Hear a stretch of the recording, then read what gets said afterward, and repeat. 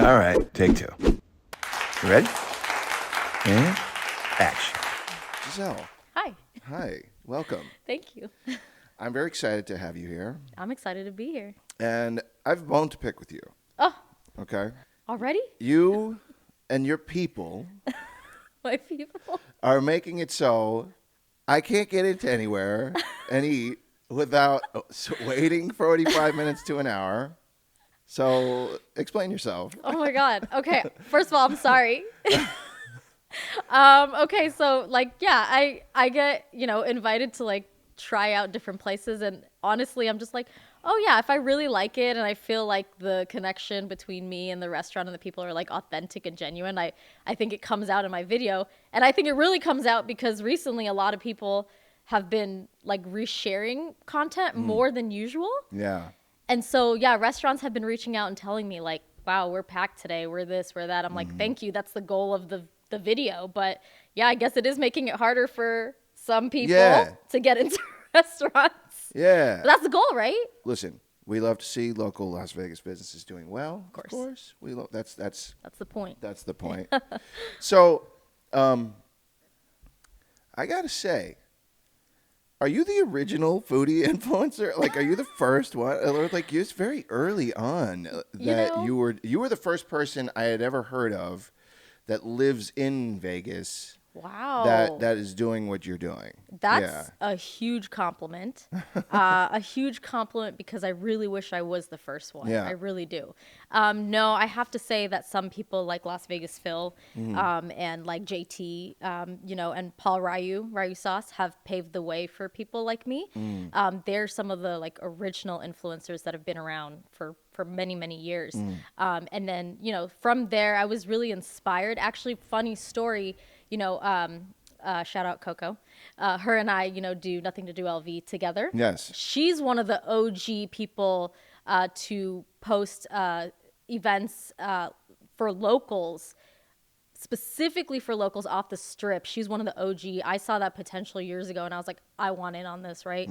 So we were just posting a bunch of stuff about things to do in Vegas, underground bands, shows, that kind of stuff, right? But I've always had this love for food, restaurants. Actually, my background is in hospitality. Okay. So that's my degree from UNLV's hospitality, and I had a minor in events, but I worked a lot in food and beverage. I love anything food and beverage. So I started this random side little Instagram just posting food. I would go eat here, I'd post a picture. I'd go eat here, I'd post a picture. It was starting to crowd my main personal page. I was like, let me just start this other one. And then Coco was like, should we just make a food page? I was like, oh yeah, that's a great idea. Let me do that. And I don't know, one thing led to another, and then Reels started to become a thing, and then it just kind of blew up from there. And I'm like, thank God Reels are a thing, because I before that, I was just posting static content, and nobody wants to see that. Yeah. Yeah. So yeah, that's kind of how it happened. Just my love of food and beverage and my love of editing video, small short form videos, came together in this page, and I'm really glad that you saw that. I'm every day I'm shocked. People are like, oh, I saw this on your page. Da, da, da, da. I'm like, oh my God, thank you for looking at my content. Yeah, that's great. That's so fun.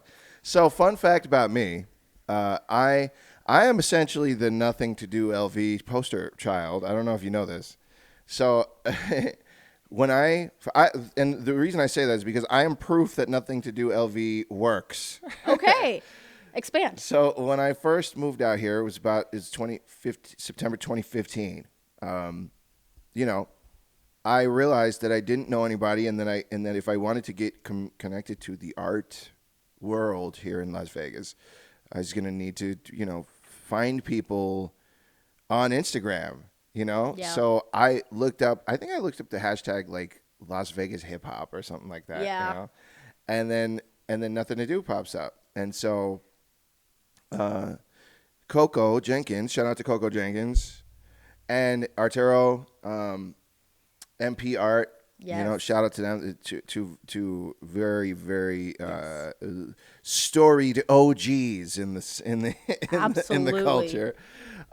So Coco met up with me. It was at an event at an old skate shop called Recognizing Real, which had a recording studio in the back of it, and trade the well-known rapper, producer, and engineer Trade Voorhees used to work out of that studio. And that was where I first met. I met so many people at that show. I met, in particular, I remember I met Profane. If Profane is somewhere out there watching, shout out to Profane. And so Coco was kind of like my first friend here in the city, and my conduit for finding things to do. And yada, yada, yada. Now I work camera at NHL games for the Golden Knights. You know what I'm saying? So it's in some way, Nothing to Do has a piece of that, of my ability, the ability that I had to find people, connect with people, and then eventually plug my creativity into other avenues and so on and so forth, over the course of 10 years. That's literally... That started, step one was Nothing to Do LV. Wow. And Coco Jenkins. And Coco,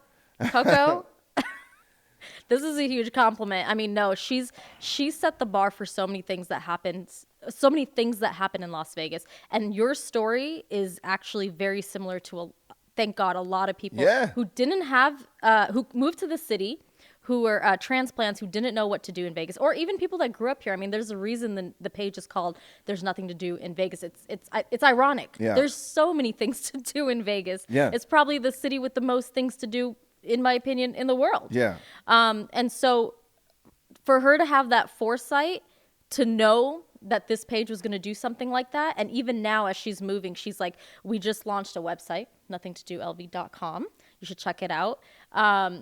That has always been her plan, right? To connect people in the city that move here, people that live here, people that have grown up here, who don't understand the potential of the city. And so many stories like yours where people are like, I didn't even know there were things to do in Vegas besides going to the Strip. Yeah. And it's like, the Strip, that's like 3 miles of entertainment for tourists, but there's also a the whole Strip, city. Right. It doesn't need an Instagram account marketing it. It's got its own stuff. It has its own stuff. Yeah. Like millions of dollars worth of marketing from the Strip. It doesn't need it, but there's a lot of local artists, local bands, local restaurants, just so many local things that are doing, local businesses that are doing really big things that people don't have eyes on, Yeah. And so for her to have that foresight is incredible, and your story is amazing because I moved through the city and people are like, oh my God, when I first moved here, the first page I followed was Nothing to Do LV. And that's how I met my people. That's how I found my niche, my group of friends. Like it's so great to hear that because that's literally what the page is for, Yeah, it's a beautiful thing. Gotta say, beautiful thing. Very effective idea, great idea.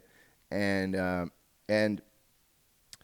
it's a good resource is really what it comes down to. And so I often think, every time I think about Nothing to Do, I'm like, man, how many people have I sent to that page throughout the years? And I wonder what they ended up like, Where are they now? I wonder, where are they now? I feel like just like you, I walk around the city and I'll meet people. Like, I mean, literally just the other day, I was somewhere getting my hair done or something. And the lady was like, oh yeah, I moved to Las Vegas, but this is what I hear all the time. I moved to Las Vegas, but I'm not really a fan of the city. Like, I can't wait to leave. And I start to talk to them. Why do you want to leave? Yeah, What why? is it? What is it that you don't like about the Why? city? Because you can't find anything to do? Is that what it is? That's exactly what it is. And they're like, it's not family friendly. There's nothing for me to do. I like nature, this and that. I'm like, what? I like nature. You're like, wait a second. There's Mount Charleston. There's the Red Rocks. Like, you could go to Lake Mead. Like, we have great hiking trails. Like, or like, oh, it's not cultural enough. We have great museums in the city. Like, tons of great. I mean, I work at a museum. I work at the Neon Museum. Shout out to Neon Museum. Shout out Neon. But no, we have great museums in the city, great art exhibits, like so many great things that happen, and people just, they don't know. They think of Vegas, they're like, I don't like living here. I had to move here for X, Y, and Z reason, but I don't like it. 99% of the time, it's because they don't know all the things there are to do Yeah. in the city. Yeah. That's usually what it is. And once I start telling them, they're like, oh, yeah, I guess I never thought about that. I'm like, and there's this page, you should check it out. Yeah, you know, it's like it is funny. Just use Google. You know, just look it up. Just figure it out. You They know, don't like, want to do it. And even you know, using Instagram as a search engine is really, really powerful too. I feel like a lot of people don't realize that they can do that. Yeah. You know. Well, especially now, right? Instagram back in the day was more kind of just like at its base something where you just really post content and you hope your friends and family see it. But now you're right. The search on there, the search feature is amazing. You could type any word into Instagram and it'll give you a million results, whether it's an account, a tag, a location. I mean, you could quite literally, use it as a search engine, especially locally if you're looking for things to do. It's expanded from what it is significantly over the last few years.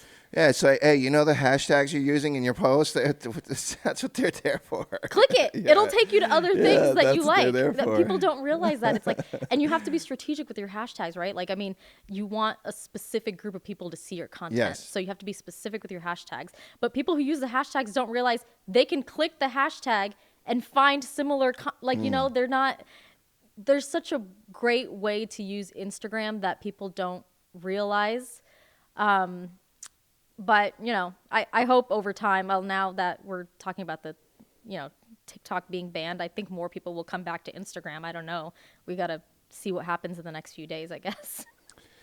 Oh boy, TikTok. The TikTok, you know, like I was actually excited that TikTok was getting banned just because, I mean, look, for selfishly, I'm like, oh, thank God, it's one less thing I now have to post on and maintain. I understand. I understand because, okay, like the content I create for Instagram does pretty well. Yeah. Okay, like thank God, thank you guys. Yeah. The content on Instagram does really well. I'll post that same content on TikTok. TikTok hates me. TikTok does not want anything to do with me. They're like, this content, trash. But then I post it on Instagram and everyone's liking, sharing, commenting. The engagement is insane. So I think maybe I must have missed my TikTok time. I don't know. Or maybe I'm not understanding that app as well as maybe Instagram or maybe I'm too into the meta world at this point. But you know what I've realized is that TikTok needs a lot more organic, super organic. Like what I make on Instagram is very curated, right? It has captions, it has voiceover, it's edited a specific way. But that same content on TikTok, no, they don't want to see it. They want it to be like you pull out your phone, you open the TikTok app, you film within the app, and then you just post it, no editing, nothing. That's the kind of content they want. And I think I'm not used to that, so that's probably why TikTok doesn't like me. And I was also like, yes, one less place for me to post content. Yeah. But I also just love doom scrolling through TikTok. Yeah, TikTok's algorithm is pretty good. Pretty good. Yeah, TikTok is the app where more so than any other app, if I open that up and I'm not like urgently doing something, it's a very good chance I'll be scrolling for half an hour. Oh my God, all night. I'll scroll all night. It's such a, you know, when they, I don't know if they still do this. Maybe I haven't scrolled long enough, but the person used to come up and be like, stop, you've been scrolling too long. Did you take a break? Have you drank water? Have you walked outside? Yeah. Like that person would come for me like 3 or 4 times throughout a night. That's how long I was doom scrolling. You've been scrolling. Have you seen it? No. You haven't scrolled long enough to see that? No. Yeah, a person comes up on the screen and says, stop, you've been scrolling too long. Have you drank water? Go take a break. Like that's literally, I think, verbatim what they say. That's pretty funny. And then of course, what do? You scroll past that. You just, I didn't take a break. Just swipe past. Get out of here, man. Get out of here. You don't tell me what to do. Don't tell me what to do. I don't need water. Who needs water? Great. Yeah, so I've done that so many times, but recently I think I've been scrolling less, thank God, because I haven't seen that person in a while. Yeah. That's really funny. Wow. Scroll long enough, you'll see it. Okay, so all right. So okay. We've I think we've covered, and for anybody who doesn't know, we've established, the importance of Nothing to Do in that brand, and you are essentially you're fair. I would say you're a third of that brand in terms of the Thank you. personalities that work for the brand. Right. Very different personalities, which are very amazing. different. Yes, very different. Everybody, in that sort of circle, very, very different, very talented people, interesting people. Thank you. But so, what's the most underrated restaurant in Las Vegas right now? Ooh, okay. I'm prepared. So this is a restaurant. I was actually, speaking of, we're on a podcast. I was just on the CityCast podcast, and they were asking my top restaurants for last year, 2024. My top restaurant, which I think is underrated, but my favorite is Rang's. Rang's is a restaurant that just opened maybe 2 years ago. It is an Italian, Filipino, Spanish fusion restaurant. Whoa. I'm telling you, it is like some of the best food I've had.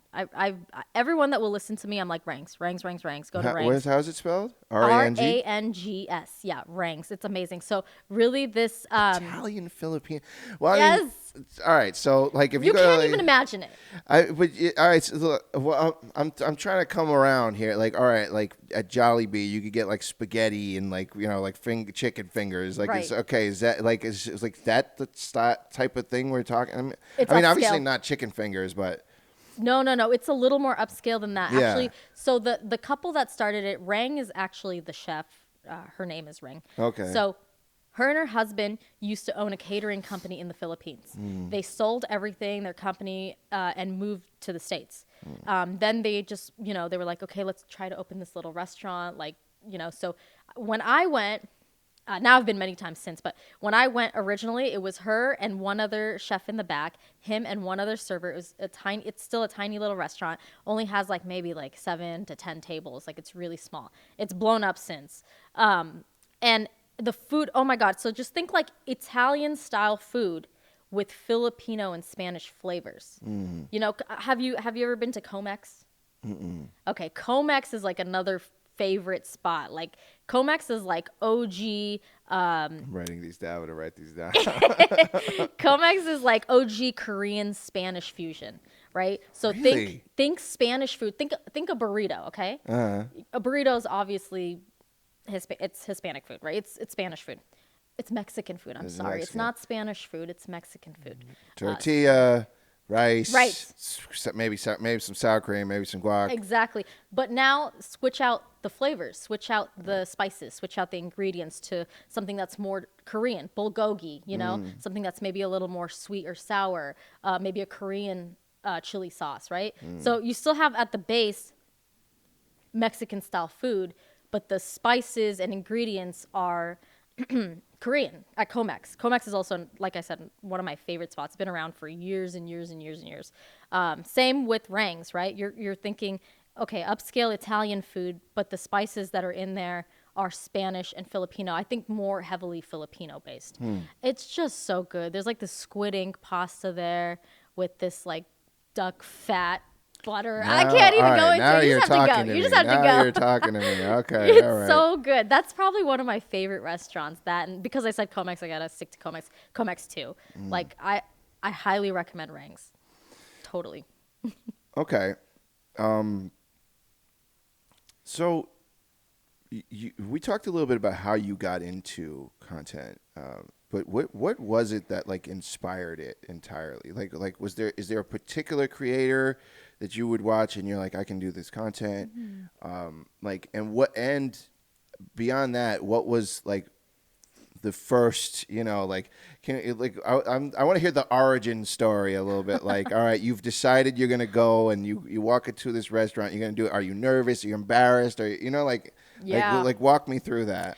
So, like I said, when I first started helping Coco on the main page, she was posting flyers. That was what if you remember, it was literally flyers of all the different concerts and events happening in Vegas. There was no That video was all. content. That was all that was on Nothing to Do. Yes. That was it, just flyers, which is really all you could kind of do back then. There was no Reels feature. Videos were not as great, you know, so everyone 15 seconds. When Yeah. I first moved here, the most you could put on Instagram was 15 seconds of video. Yeah. And what are you going to do in 15 I mean, I guess you could do something. But anyway, it wasn't the thing. It wasn't the trend, right? So you're posting flyers. So then I was like, you know what? I like you wanted to find my group of people, my community here. I grew up in Vegas. I mean, I was born in India, but I moved here when I was 5 years old. So really, I guess I'm a local, right? So I heard it's 10 years. Once you cross 10, you're officially a local. okay, we're at 18, 17 years. Okay, I'm a local. Yeah. So anyway, I was like, okay, I see the potential in this page. I want to do more with this page. I needed a creative outlet. I've always been in the events industry, which is very creative, of course, but a different type of creative outlet. And I wanted to find my community. So I started helping Coco. We started doing a lot of things together. And then the Reels feature dropped. I was like, wait, I kind of want to be at the forefront of Reels, right? Because no one's really doing it yet. And I wanted to, every couple of years I have this thing where I want to acquire a new skill. And so my new skill then was like, how do I edit little short form videos? I have no idea. What are the tools that you use? What do people want to see? I have no idea. Let me just try it. Started posting random little reels. They did okay. Then like I was telling you, the people that paved the way, really like, Phil and JT and Paul, Ryu, and even Talls. She's a recent influencer. I really like her content. Talls is the first person who told me, you need to put yourself in the video. Because what I was doing was I was only filming the content in front of me. I didn't put my face in it. I didn't do any of that stuff. It wasn't until I started putting my face in the content that the video started to blow up, actually. Yeah. So thank you, Talls. I was so embarrassed. I would go into restaurants and, I bust out my big light. These, and now I've realized over the years, people are actually really used to it now. No one even gives a crap when I bust out my big light. They've probably seen influencers everywhere. Yeah, they see them everywhere now. They don't even care. But when I first started, I had this tiny little light and I'd make it so dim so no one would like see me. And people would still give me the dirtiest look from across the restaurant. They're like, what is she doing over there? I'm oh my God, I'm so sorry. I'm so embarrassed. I'm just trying to help this restaurant out, And so I would never film myself. I'd quickly get content. I'd quickly, cut the egg or whatever and just do the pasta lift or whatever. And I'd be like, okay, time to go. I don't want anyone to. The thing that changed my content, I think, is just being less embarrassed and realizing like I'm here really to help the restaurant, to spread the word, to get people to come to this place. I want people to know about this place. I can't be as embarrassed. I know people might not like me busting out the giant light or whatever, and I really try to be respectful of everybody, because I know some people are here on date night or they're here with their family. Like, I don't want to ruin their night. You know? So I am very respectful of that, but I just can't be embarrassed. I can't do a crappy job because someone's afraid of me filming, right? Yeah. And then even now I think I'm so much more comfortable. Like, I'll just put that light straight on a stand in front of my face with the camera and just film myself eating. I did not know, by the way, guys, that you guys wanted to watch me eating that much. And I was like, okay, I understand why.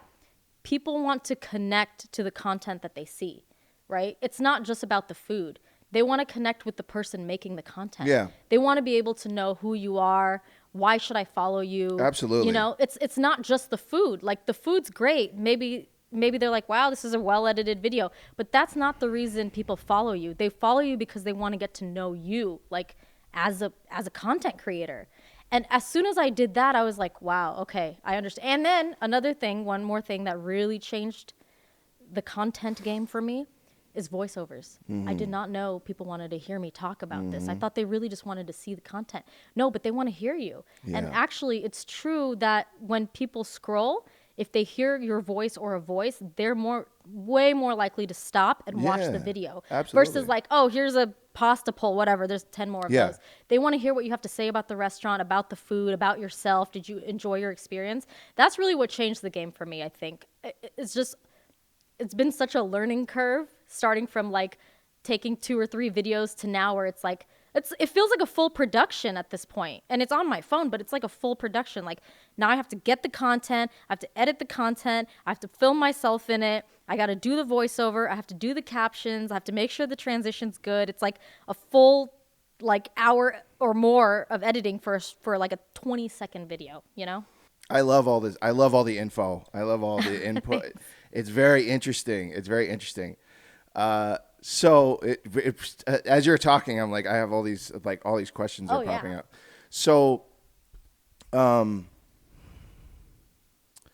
first of all, I would say absolutely. As far as what when it comes to content, we're all like, I have a theory that we're all giving ourselves ADHD, like by the way that we consume content. I think so. I think so I'm it's like, starting to develop it a little bit. So it's like the pretty, the pretty footage, the when you have a subject to focus on, then audio, the voice, music, the cuts, all of it keeps people engaged. And and then keeping it short so that maybe they'll go, let me see what else they got. You know what I mean? Yep. First of all, and second of all, this is becoming a very saturated. I mean, I've talked to people who have never made content. They're like, I can go do this, and it's like, could you? You sure? You sure? But it doesn't stop people from trying, which which I can respect. Yeah. Because I love when people just get out there and do it. I mean, that's what's so interesting to me about hearing your story of like being so nervous, with your light. It's like, I used to, how I got started? I used to show up to parties and shows that I would find on Nothing to Do. Yay. With my camera. No one knew me. I didn't talk to anybody. I would just kind of awkwardly film the show. Just in a corner? Yeah. And try to get people this is before people were used to that kind of thing. Yeah. Now people could care less. They're on camera all the time. Oh, yeah. They see guys holding cameras, pointing them at them all the time when you're out at parties, especially in Vegas. There's always people with cameras. But at this time, it was not as common. No, it wasn't. So I'd put together these little 15-second, videos and put them on Instagram. And that's like how I got my skills up. So it's very funny and interesting to hear about that. So what I want to commend you on, and this is the thing that I would love for people watching to take on for themselves, is you were nervous and maybe a little embarrassed. Yeah. But you found messaging or a thought or whatever it is in your mind to help you power through, and you just did it. Yeah. And it is so important to just try. Yeah. Just try it. You just have to do it. That's the thing, right? I think I was so scared because I was thinking, what will people think of me? Will they, she's just another influencer, just another content creator making random content. Like, who wants to see this? All these thoughts in my mind, like, nobody wants to see this stuff. Or I'm embarrassed. Like, what if my friends are like, what are you doing, Giselle? Why is that camera facing you? Like, why do you have this big light set up in the restaurant? We're just trying to eat dinner. Like, of course, I don't do this when I'm just with my friends and family. Like, it truly is it is a job, I don't do it when I'm just out with the homies. Yeah.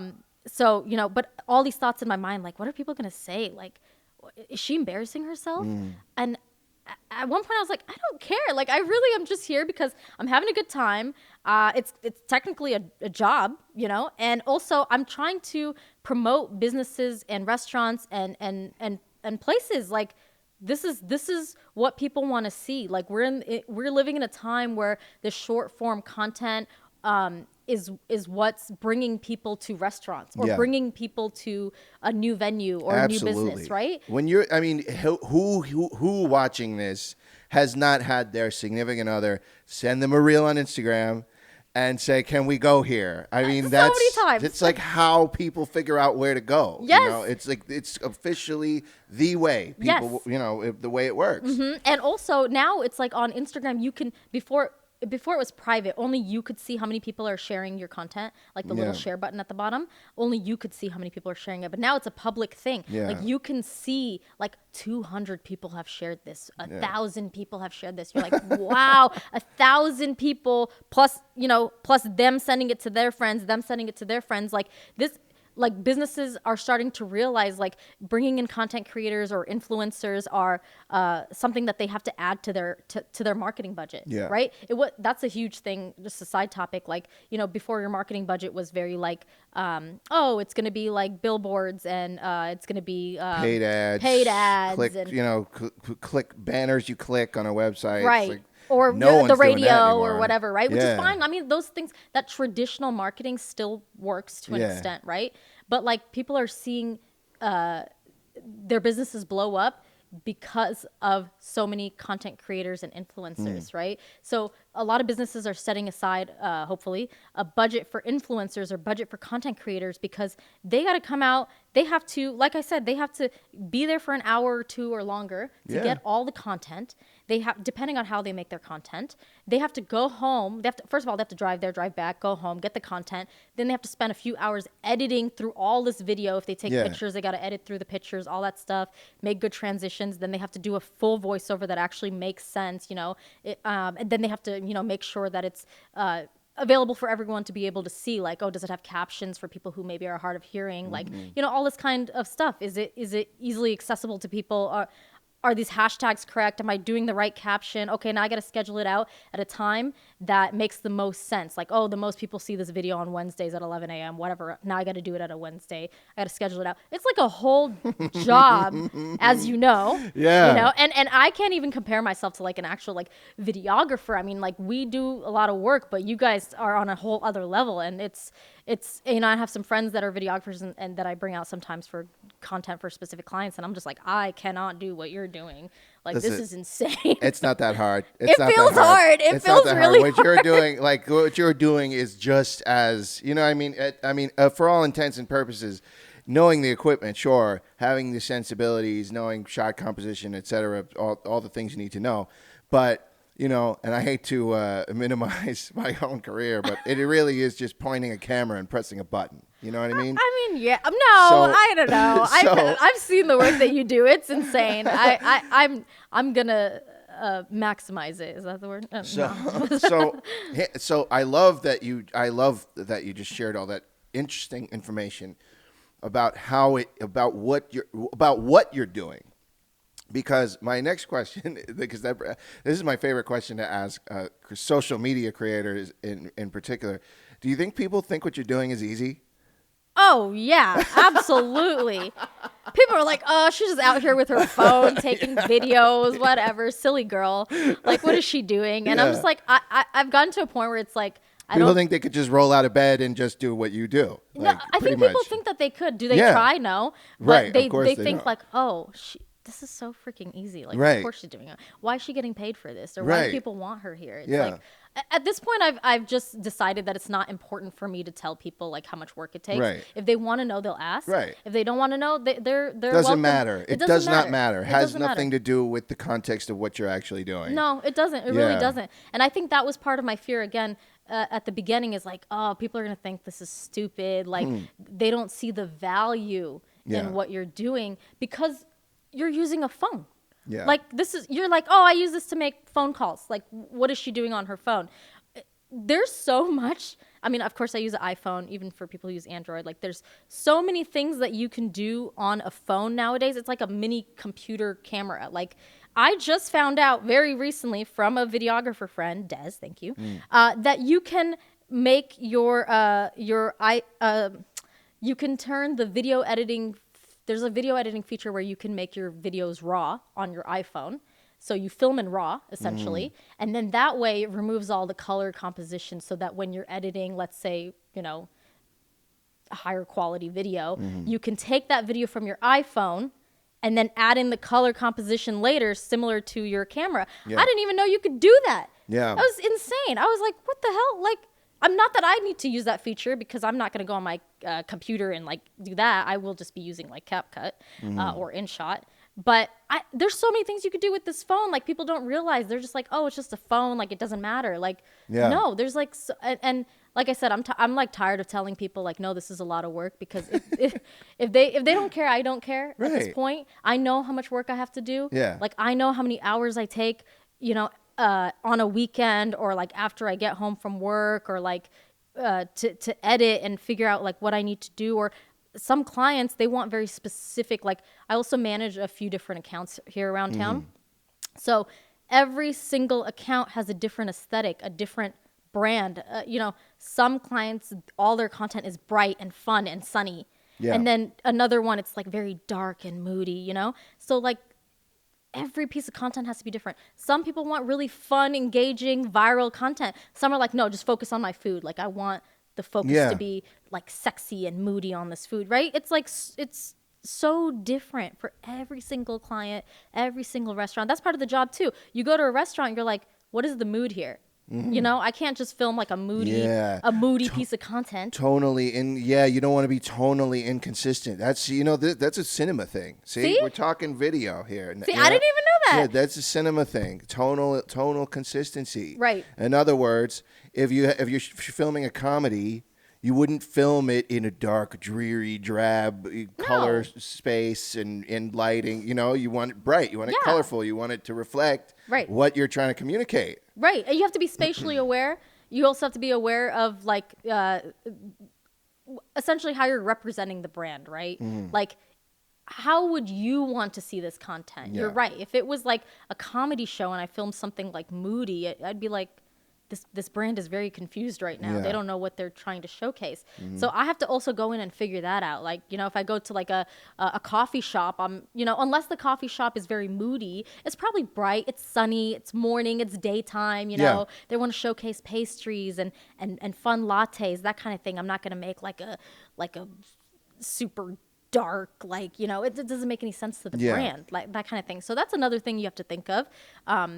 There's just so many, it's so like nuanced. There's so many things to think of. And yeah, I guess I think if people really want to know how much work it takes, like they should definitely, if they see somebody out there with a giant light, like don't assume that they're just like making some silly content. They're probably putting a lot of work into it, you know?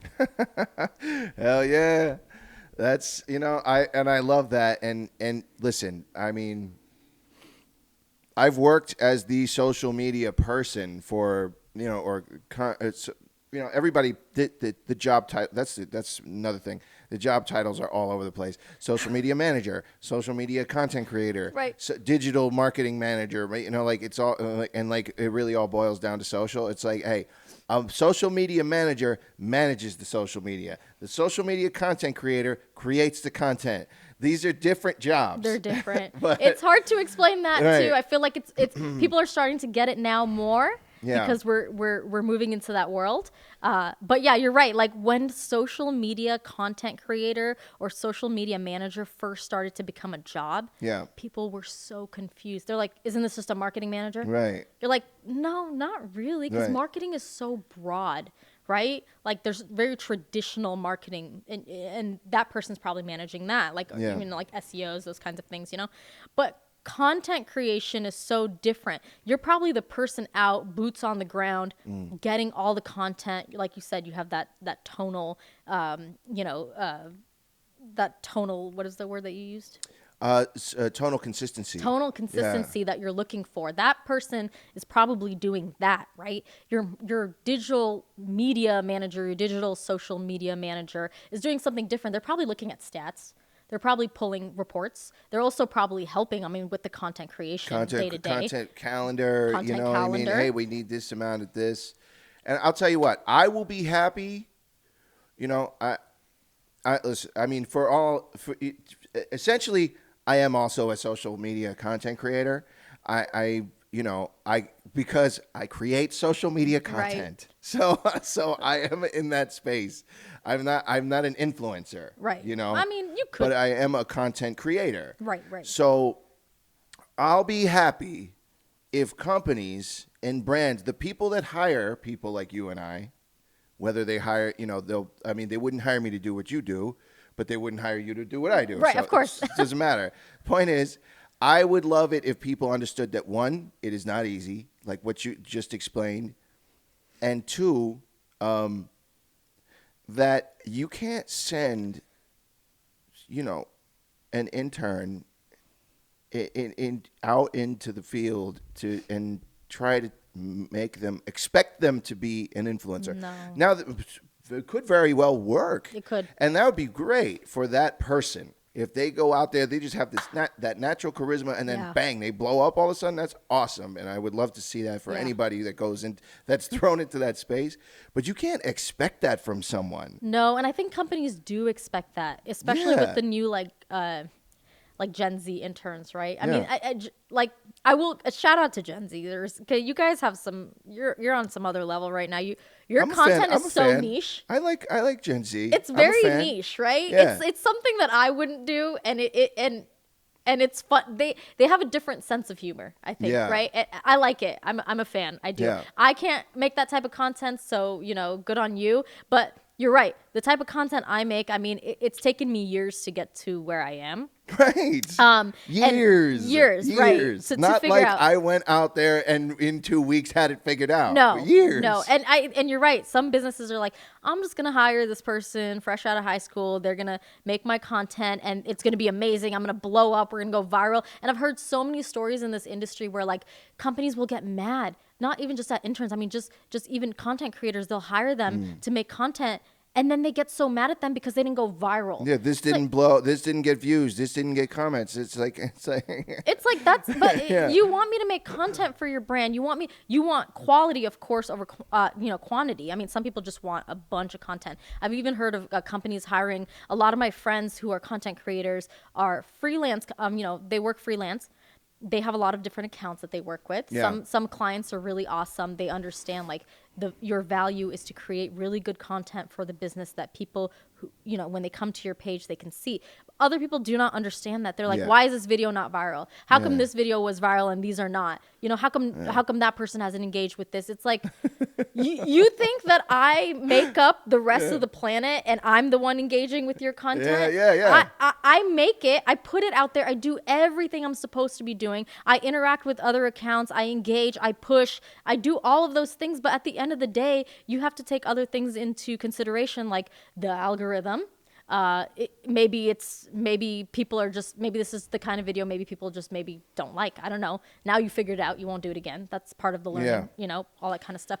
And they get so upset. It's like, you hired me to do a job. I'm doing the job. I'm doing it to the best of my ability. But now you're upset because it's not going viral or blowing up. Yeah. You can't guarantee every video is going to go viral. That's No. not how it works. No. It's not, It's a long game. Social media is a long game, especially if the person you're hiring is posting to an Instagram account that's got 140 followers or something on Right. it. So that's the first problem.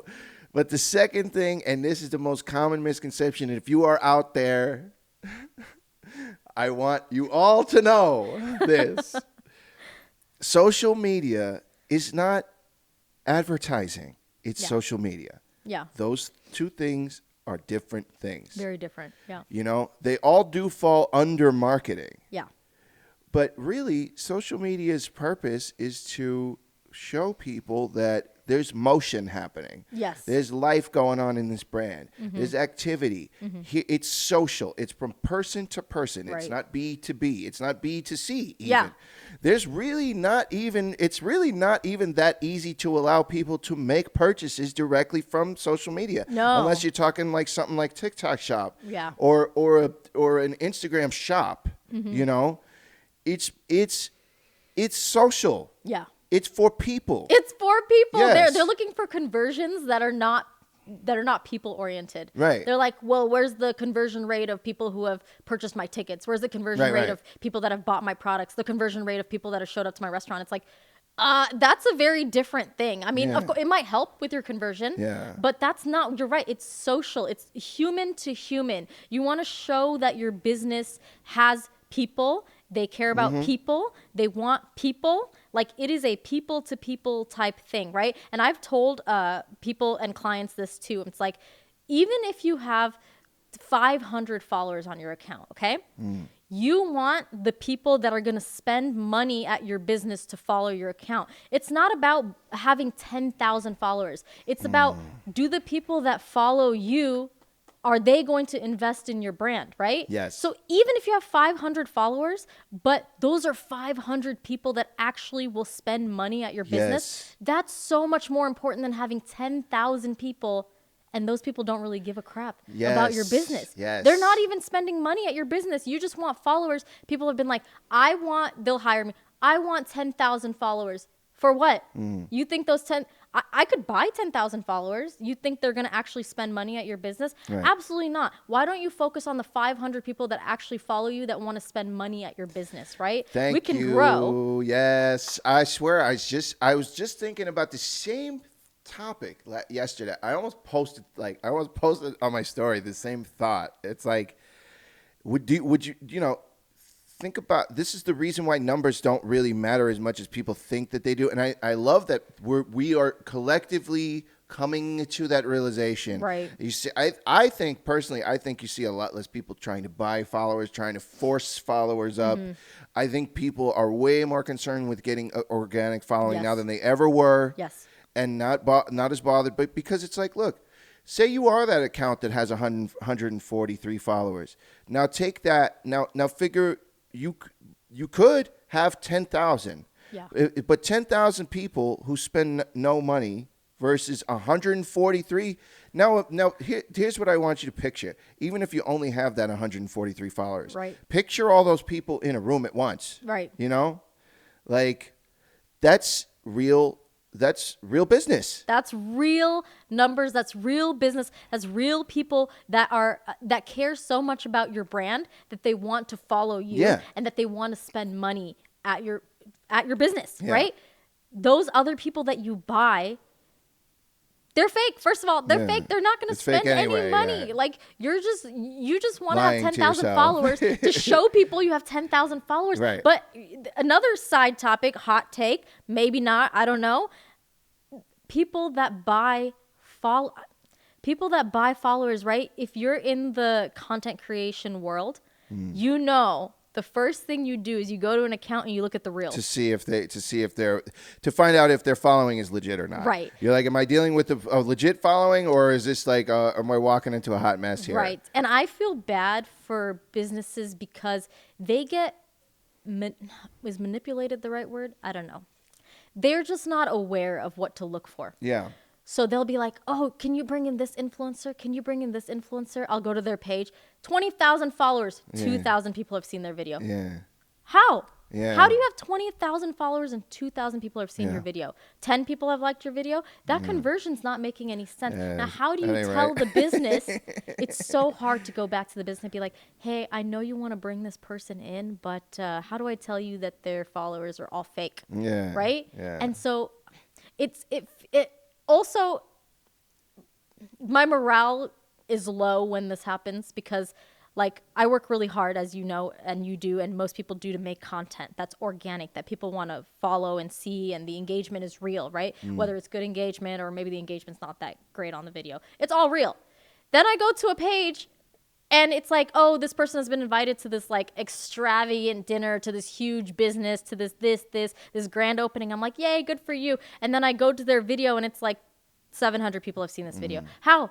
That doesn't make any sense. Like it also, for smaller content creators, it really sucks because they put in so much of their time and energy and love and detail, attention to detail into creating this content, and they get really good engagement. But because they don't have 50 to 100,000 followers, fake, they're not getting the same opportunities. They're not getting the same opportunities. Yeah. But their content, the conversion rate is so high. People are sharing it, liking it, engaging with it because they're real people. Versus this person with 100,000 followers that purchased their followers is getting no engagement, but they're getting invited to the craziest events, right? Yeah. And it hurts. It brings the morale down for a lot of, I think, this conversation that I've had with other content creators. It really hurts because, they know how much time and effort they put into something like this versus this other person. And it's just a hot topic right now. And I think you're right. Less people are buying followers, so that's good. And look, as things come into mass popularity and people just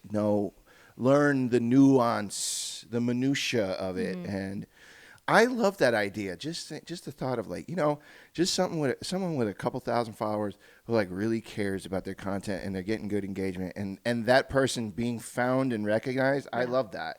And we, I used to work for, like I said, a company as their social media manager.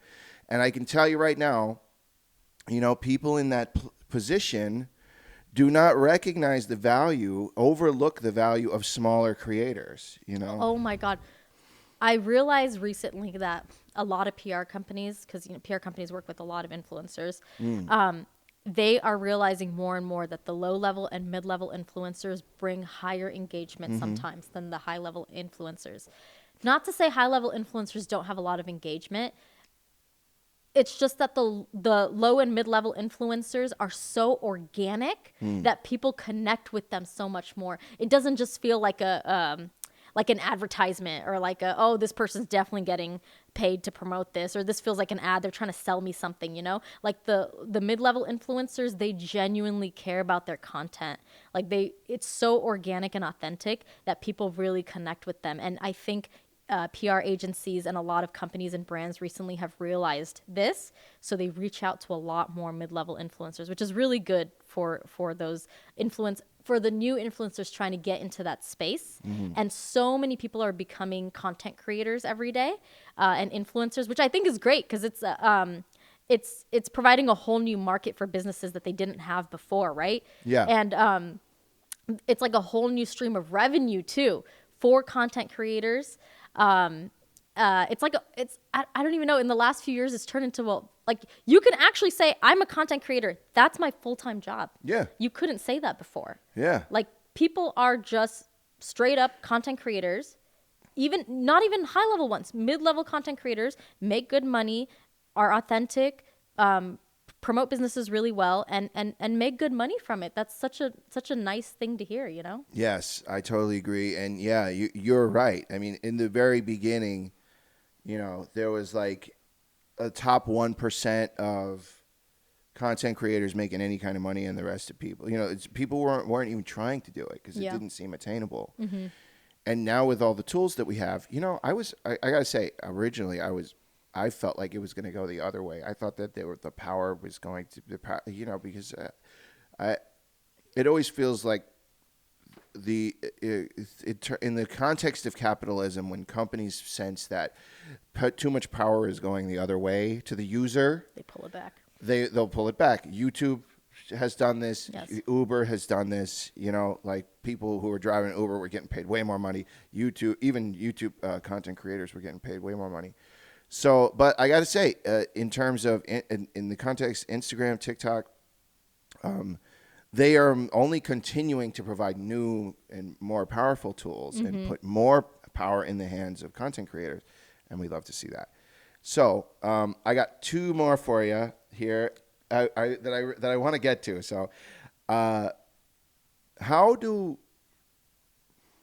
first of all, I mean, it would be cool for anybody watching who's curious that doesn't know yet how a restaurant can get in contact with you to request, to have you come out, but also how do you choose who you're going to, where you're going to go and where you're going to create your content? Yeah, no, that's a great question. Actually,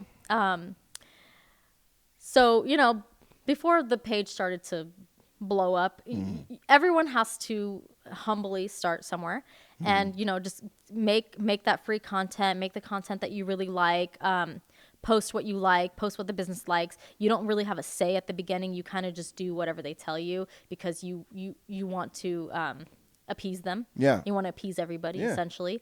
And then as you find your niche and your style and you're like, wow, people really engage with my content. Like they really like it. Like I feel like I have a little more power and I feel more empowered to make what I want versus what people tell me to make. Yeah. At that point, you're like, okay, people will pay for this, right? Before businesses would reach out and I would just go. I would just, of course I would love to. Yeah. Free food. Amazing. I do have to do a lot of work, but yeah, I mean, I'm going to go because I want to try the restaurant out. Now it's like I'm in a place and I'm very fortunate and grateful that I know my content is going to do pretty well. Yeah. And I know people are going to engage with it. So when a restaurant reaches out, I do have a price, it's especially for local restaurants, it's a small fee.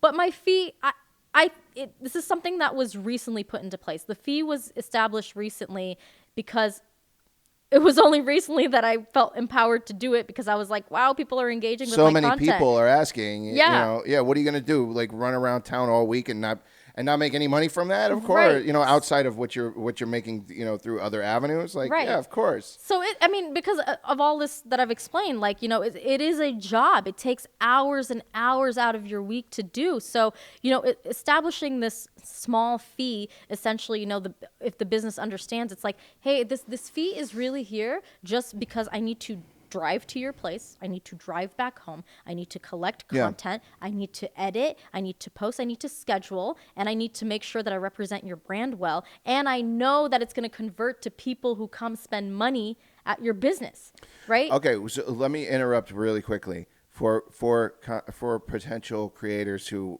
maybe want to get into it. When do you know that you should start charging a fee, and should you create content for free? So this is how I think you should know when it's time for you to implement fees. When restaurants and businesses and other content creators are reaching out to you, I mean, several times a week, on a weekly basis. At one point, I was going to a restaurant every single day. I think I'd be like 1 or 2 days a week where I didn't even cook food anymore. I love to cook. I literally was eating out every day. I had leftovers for days. Like, when it gets to that point, you know, people see the value in your work. I mean, they're literally reaching out to you every single day. I'm telling you, at one point, I was booked a month and a half out in restaurants. I tell people, like, oh, it's October. I can come in December. Like, that's how That's far nice. out. Isn't that insane? Yeah, that's cool. No, I'm so grateful for that. Hell yeah. But at that point, I'm like, okay, it's time to reel it back Yeah, in. you gotta pay. You're gonna have to pay me. Yeah, and that's the thing, right? This is what happens. You start implementing a fee, then people are like, oh, okay, yeah, we'll get back to you.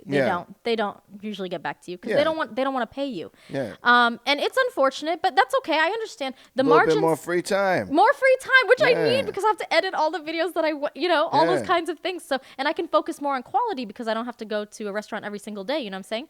And like, I get it. Restaurants have small margins. I totally understand. Yeah. Like, that is the restaurant industry, yes. right? But you have to understand, you're bringing someone into your business to help promote, right? Would you not already have a marketing fee established, right? You have a budget set Right. aside for marketing. This needs to be part of your marketing fee. That person that comes in that's promoting your business is bringing probably hundreds of new clients to your Yeah. business. That fee that you paid them, you're going to get 10 times over because all these new people that have never been to your business are now coming. So I guess what I'm saying is if you're booked out a month in restaurants or businesses, it's time to start charging, right? It's okay. You want to do quality over quantity. So even if you're only going to 6 restaurants a month, but you're getting paid for it, hey, you get to focus on the quality of that work. Yeah. And really put in that time and effort. Yes. And eventually people will see that. They'll be like, wow, you know what? I want that. I actually want her to come do Yeah. that for me, right? And restaurants are starting to realize that a little bit, I think. Even for, like I said, local spots, the fee's never really crazy. It's really like, pay for my gas. I don't know. right. Like, literally, Like, so this isn't costing me money to do this. Right. You know, like, So, cover my expenses at the very least. Just a few expenses, Yes. right? Like, even, I mean, I could charge. There are influencers that charge significantly high prices, Yeah. but they know that people are like hundreds of thousands of people are going to see their content. Yeah. They get that. They should charge for that. Now, I'm not at, Like one reel and Right. the place is going to blow up. Essentially, it's like, Exactly. that's worth. Yeah, you're going to pay me for that. You know, exactly for that as they kind of should. power. Yeah, as That's they should. their job. As they should. You know what I'm saying? So for me, because I'm so into the supporting local businesses, like of course I have to charge a fee, but it's gonna be a very significantly small fee. If it's like a bigger restaurant, like an on-strip restaurant or like a huge brand, of course my fees will fluctuate because I know you have the funds. Yeah. And you should be paying people that are coming Right. to market your Right. space, So yeah, I guess and okay, and also the second part to your question, how do you know, or can you not charge people? Can you do content for free? Of course you can. You're an independent contractor. Like, this is your business. So if you really align with a brand or a company or a local spot and you're just like, I see the vision, I want this place to blow up, you want to do that for free because you're just invested, do it. Do it for free. Yeah. Maybe that person will eventually come around and be like, thank you so much for creating all this content for me for free.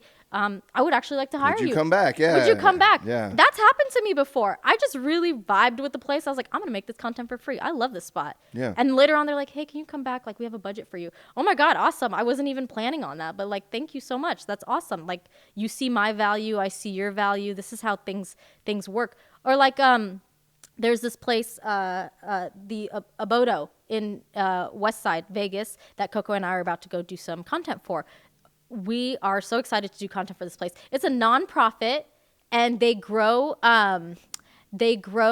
have a garden for people, anyone to come get food, because food scarcity in the West Side, unfortunately. Yeah. And so anyone can come get food, pick their fruits and vegetables, and it's this whole nonprofit. It's so great. I've heard Yes. of this. I've heard of this. Yeah. Okay. So like, that kind of thing we like vibe with. We're gonna make that content. Yeah. We love that, that kind of thing. So yeah, if you really vibe with the place and you want to make free content, absolutely do it. But I will say, like, set a standard for yourself. Because it wasn't, like I said, until recently where I was like, yeah, I need to start charging for this because I'm putting in way too much time for something that I'm not getting paid for. And we love that. We love that. So, all right. A restaurant contacts you, wants you to come out, is prepared to pay whatever fee. What is it what would make you say no? Yeah, I have said no before. I can kind of tell right away in the way that a restaurant approaches you how they're going to be to work with. Now you can just tell. I'm not even talking about restaurants. I'm talking about even some people that reach out to me. They want me to like manage their account, and I have my own side business. It's called Idyllic Agency, and I create content for businesses and I manage their account. We'll put a link down there. Link down there. Woo! So that's different from Nothing to Do LV and Nothing to Do LV Eats. That's just my side business. But that allows me to manage accounts here in town. And I have some really great clients that I work with. They trust me to make their content. They're easy to work with. They see the vision. They see the value. And I love that. Yeah. I have turned down people before because I can tell right away that they're going to be difficult to work with. And here's the thing. I want to do whatever I can to make you happy because that's what my business is, right? Right. I want to make content that you like. Of and course. that represents your brand really well. If I'm not doing a good job, I want you to tell me, Giselle, this doesn't align with us. Like, could you maybe do this? Could you maybe do that? I want to know that. I want that feedback.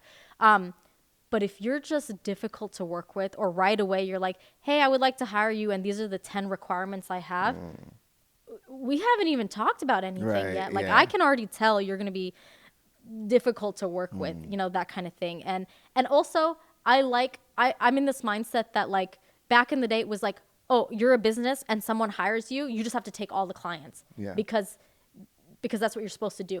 I'm of the mindset that you get to choose your clients too. It's not just them that gets to choose you. You can choose them back. You can say no. You can say yes. I think people are just like, oh, it's a business. I have to take all the business I can get. No, you don't. You can just say no. I don't feel like we're going to work well together, or I feel that,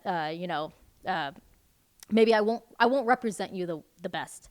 I've also turned people down because I think that they've reached out and their business is a lot bigger than they think it is.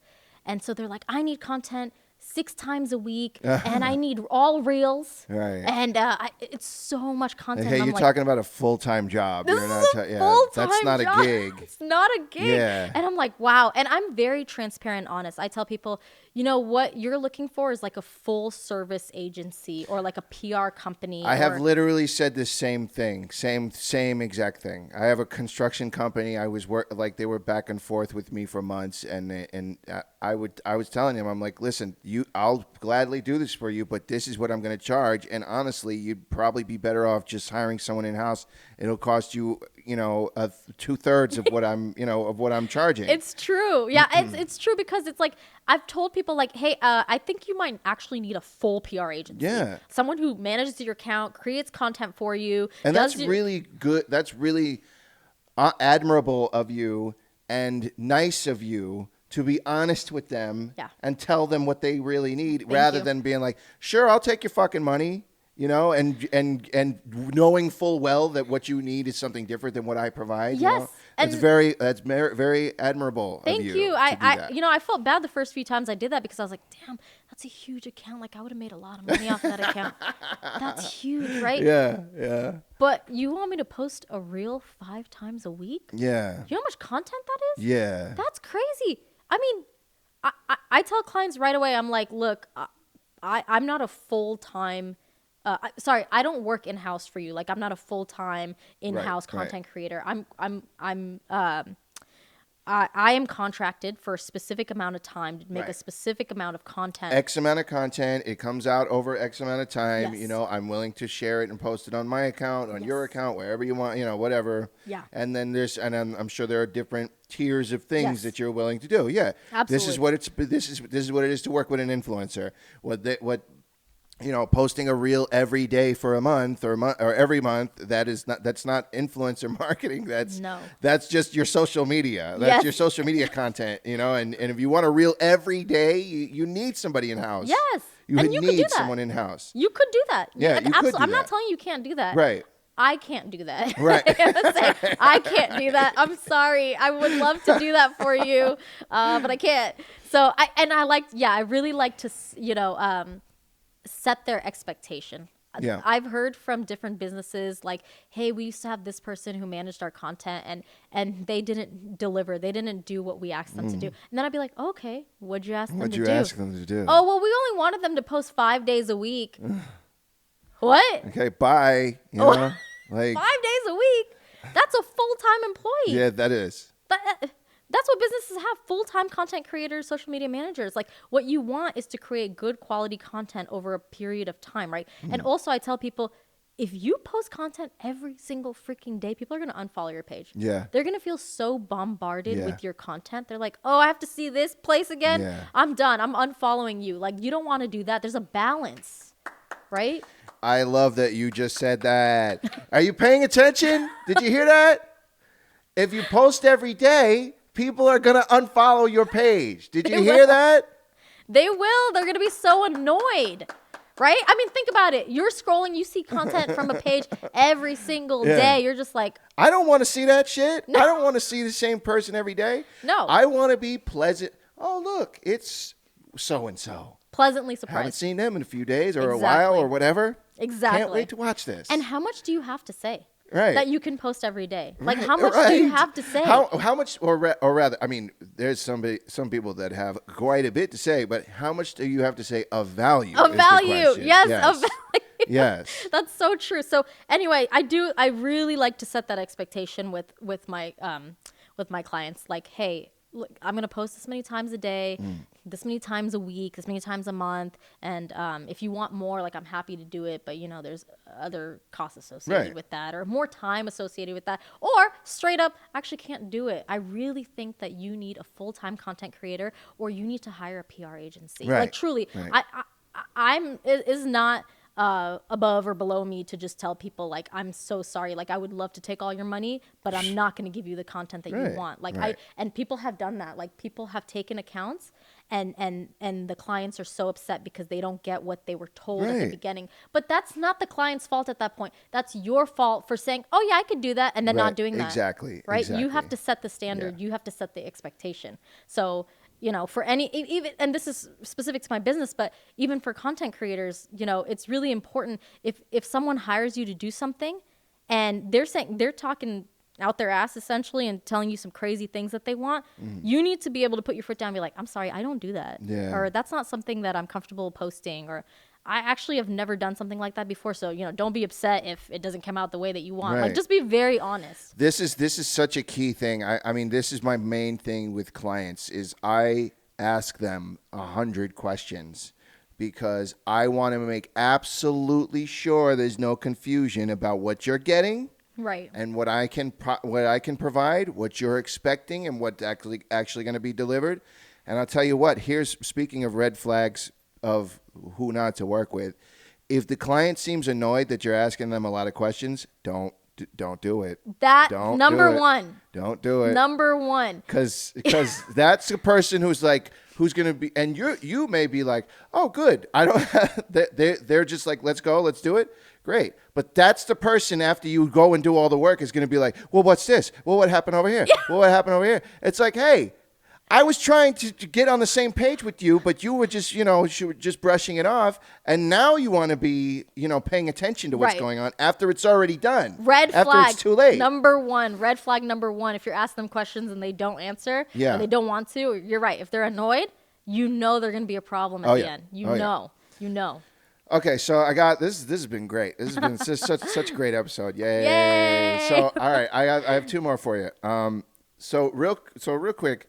For maybe potential restaurateurs who want to open something up in Vegas, what does Vegas not have enough of? Ooh, that's a good question. Wow, I don't know if I've ever been asked that question. What does Vegas not? That's such a hard question because in my mind, I feel like Vegas is one of those cities in the world that everything eventually comes here. Everything eventually opens here. Oh, there's a restaurant in LA, it's going to come to Vegas. Yeah, there's a restaurant in Dubai, it's going to come to Vegas. There's a business in Texas, it's going to come to Vegas. Yeah, like, sure is. The amount of places. We get everything. We get literally everything. I think at Town Square, like this new restaurant opened called The Guest House. I think, don't be mad at me, I think it's from LA. Somewhere. There's already one, right? It's so successful they open here. That's the story of most restaurants that open here. They're so successful somewhere else, we eventually get it, right? And like, is the market oversaturated with too many restaurants? Maybe. Ooh, okay. Maybe. That's a hot take. I've never heard that before. Maybe. But I don't want to say yes because there is somebody for every business here in Vegas. So many people move to Vegas. I mean, not just from California, I mean, from all over the country, all over the world, right? It's like the most transient city, essentially, and the most, I think, diverse city. It's like Mos Eisley from Star Wars. That's what I love about living here. It's just so many people from so many different places, and you have born and raised people who are good people. Yeah, and because so many different types of people exist in this city, I would say if you are a restaurateur or a business owner, don't be afraid to open your restaurant. There is somebody looking for your restaurant. Truly, the amount of people moving here, with the baseball stadium opening up and all those new movie studios that are supposed to be coming here, and our freeway expansion, and us acquiring the Raiders, and all the new things opening up in the city. The amount of people moving to the city, there is somebody or a group of people that will come to your restaurant or business. They are looking for what you have to offer. So if you're like, oh, this business sounds kind of weird, it doesn't exist here in Vegas, I don't know, blah, blah, blah, no one's going to come, try it. I don't know. I mean, there's a lot of costs involved, obviously. Don't just rush it. But like, there is somebody for your business. I don't know if we are missing anything.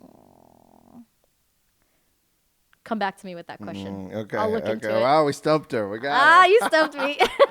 I'm going to look into it. One more for you. Okay. I'm ready. For young people who perhaps want to grow up, or for young people who perhaps want to be a foodie influencer or work in hospitality as you do, what do you say to them? Oh, you're in the best city in the world for this. Like, if you are in, okay, you don't have to be in Vegas to be in hospitality. Hospitality is in everything, right? That is truly my background, is hospitality. Before content creation, before being an influencer, before any of that stuff, right? Working hospitality is it could be anything. You could work in a hospital. That's hospitality. You're not just hotels. Did not know that. Everything is hospitality. It's how you treat your guests, your customers, how the level of service that you provide. So, you could be in the medical field. You could be in, you could be a videographer. You could be in a hotel. That's what people think of. You could be literally any job, construction. Everything requires hospitality. That's just that's in my opinion, right? Hospitality is the level of service that you provide people that are engaging with your company or engaging with you. And so I think that the more you learn about what people want, what people like, what people are willing to pay for, and you can provide that service to them, that's hospitality to me, essentially. And if you just become really good at your craft and you genuinely enjoy doing what you're doing and you're very authentic with it, you take an authentic approach, people are going to see that. People send me messages, thank you, telling me that they really engage with my content. Like they find it to be authentic. And it really makes me want to cry because like there's such a balance between creating authentic content and creating like ad-driven content that feels fake. You know what I'm saying? Yeah. Such a balance because you want to do both. It's still you're still marketing a company. Yeah. But you don't want it to really feel like you're not trying to sell it in that way. You're trying to really let people know, like, hey, I like this a lot. Like, I think you should too. And so getting those messages from people is so great. So I think anything that you do, whether it's hospitality, whether it's content creating, whether it's food vlogging, maybe you're a YouTuber. I have a lot of YouTube friends. Yeah. They're so great on YouTube what they do. I can't do it. So many people have said, Giselle, you need to start a YouTube page. I'm like, oh my God, that you level absolutely should do that. that feels like that's a level of respect I have for YouTubers is insane. Like, let me just tell you, like, also I film everything like this. I got to go like this. That feels a lot to me. That feels too much. But anything that you do, literally anything, like I think if you're being authentic with it and you're being genuine and you're having fun, like I told myself the moment I stop having fun in this industry, whether it's content creating or my regular job or anything that is, I'm on to the next thing. Yeah. I really am. I can't be putting in so many hours in a week doing something and not having fun. Yeah. I genuinely like having fun, and I have to have fun in the things that I do. All right. A lot. What do we always say? Well, this is what you always hear. You got to love what you do. Mm-hmm. Fuck that. You should be having fun doing what you do. Yes, absolutely. And if you find something that is a career or could be a career that you actually have fun doing, you owe it to yourself to give it a shot. Absolutely. And for people who want to start content creating, like, okay, to get to the point where you're like charging clients and you're doing this full time, like you'll get there. If you really want to do it, you will get there. But don't be afraid. Like we were talking about earlier, I was so afraid to even start, right? It wasn't until certain people were like, Giselle, put your face in there. Giselle, do a voiceover. Yeah. Giselle, just show your face in the camera. It's okay. Hey, you're outside.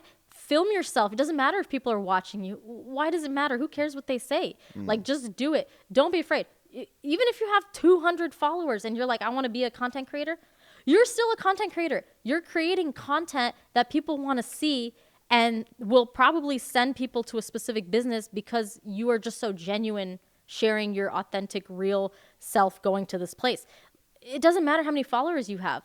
People will vibe with you. They're going to start following you. They're going to start sharing your content. They're going to start engaging with you. Just post it. Don't be scared. Like people on TikTok, there's this huge thing where they're just like, just post the content. Yes. Everyone's been saying, just post the content. It's in your drafts. Just post the content. And that's what I've been doing over, I think specifically the last year. I'll film something. I'm like, this feels dumb. I'm like, no, I'm just going to post it. It doesn't matter. Yes. And that's the content That's that people the one that blows up. That's the one that blows up. Always. Why is it like that? It's always that one. It's always that. It's literally, and like a great example, one of my most viewed videos it has like a few million views, right?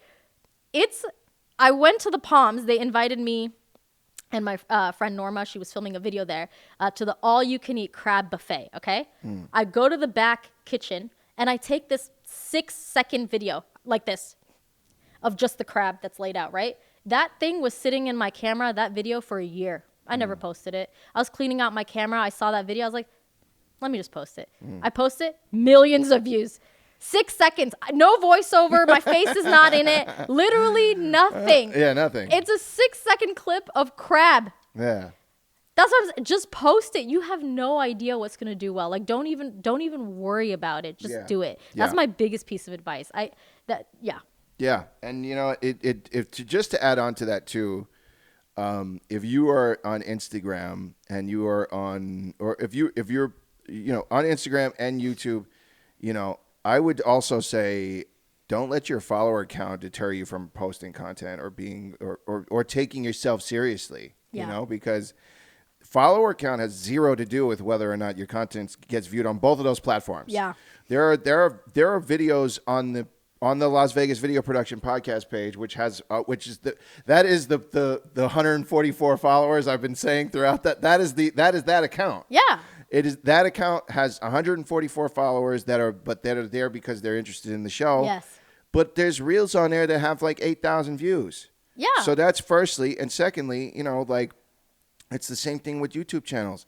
YouTube videos can blow the fuck up, Yeah. and the subscriber count does not necessarily matter. No, it does. It really doesn't. And in fact, like I said, I'm not a YouTuber. I'm barely a TikToker. I'm really just Instagram is like my main platform, right? But because I already make the content, and I put in so much work to create one video, I also go post the same thing on TikTok, and I post the same thing as a YouTube short. Yeah. I already have it. Just post it. Like on YouTube, I think I have like 100 followers because I'm not a YouTuber. Just post it. You should put that on a t-shirt. Just post it. Just post it. Even on TikTok, like I said, I think I have like less than 1,000 followers because I'm not a TikToker. Like it was never my thing. Instagram is like really my thing. But because I already put the work to make the content, I'm going to post it. Yeah. Like it doesn't matter. Maybe 3 people will see it on YouTube, but guess what? Those 3 people might actually go to the restaurant. Guess what? It converted. Now you got your money. Congratulations. We love that.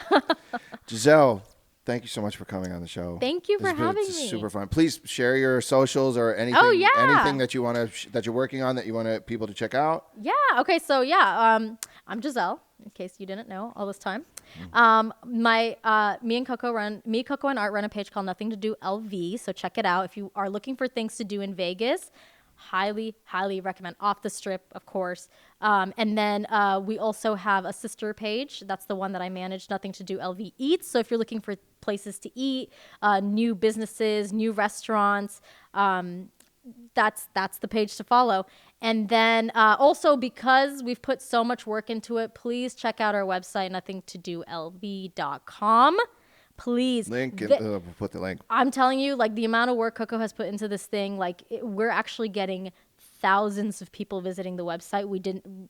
That's exactly what we wanted. Yeah. And if you're looking for something to do on the website, months out. You could look for things months out. It's on there. Like people were upset when we started taking the things off of Instagram and posting it on the website. They're like, now I don't know what there is to do. It's like, we were only posting it a day before. Now you can see what there's to do 2 months out.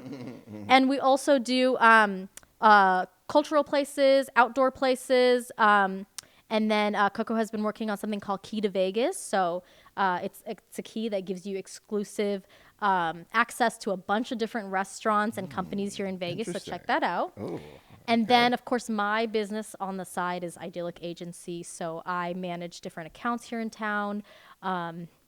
I create content for them, all short form content for them to either post themselves on the account or I manage their account as well. So there's a lot of different things going on. Yeah. But I love being a part of everything in the community and anything that has to do with creating content. So if you have any questions for me, reach out to me. Yeah. Giselle, thank you so much for Thank coming you. on. Yay, we love it. Woo. We did it. Yay. All right, that was a good one. Yay!